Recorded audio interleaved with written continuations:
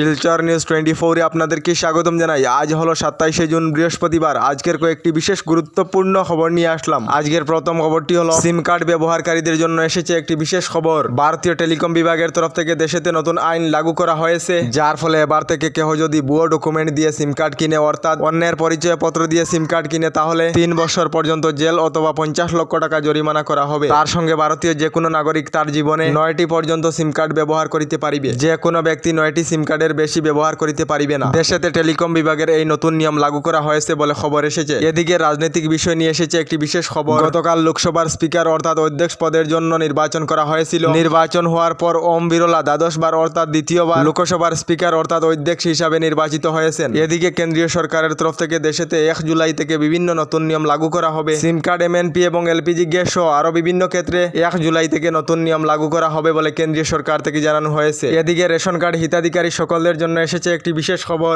Ration কার্ডে আপনার পরিবারের সদস্যের নাম অন্তর্ভুক্ত করার জন্য দেওয়া হয়েছে সহজ সুবিধা, যেখানে সেখানে অনলাইন না দেওয়ার পরামর্শ দেওয়া হয়েছে। রেশন কার্ডের হিতাধিকারীদের জন্য এসেছে জরুরি খবর। আপনার পরিবারের কোনো সদস্যের নাম রেশন কার্ডে অন্তর্ভুক্ত করার জন্য যোগাযোগ করিতে হবে আপনার ন্যায্য মূল্যের দোকানি অর্থাৎ রেশন ডিলারের সঙ্গে। আপনার পরিবারের সদস্যের পরিচয়পত্র রেশন ডিলারের কাছে জমা দিতে হবে। তারপর পঞ্চায়েতের মাধ্যমে প্রত্যাহিত হওয়ার পর নতুন রেশন কার্ডে নাম অন্তর্ভুক্ত করা হবে। এদিকে রাজ্যের মহিলা সকলদের জন্য এসেছে একটি বিশেষ খবর। রাজ্যের যে সকল মহিলারা মহিলা উদ্যমিতা প্রকল্পের আওতায় রয়েছেন, অর্থাৎ এসএইচজি গ্রুপ লাখপতি বাইদেহ আঁচনির অধীনে রয়েছেন, মহিলারা লাখপতি আঁচনির প্রথম পর্যায়ের 10,000 টাকা কবে লাভ করিবেন। অনেক মহিলারা আমাকে জিজ্ঞাসা করেছেন, ভাই মহিলা উদ্যমিতা প্রকল্পের প্রথম পর্যায়ের 10,000 টাকা কবে দেওয়া হবে। বিভিন্ন খবর প্রাপ্ত অনুযায়ী আগস্ট মাসের 15 তারিখে মহিলারা 10,000 টাকা করে লাভ করিবেন।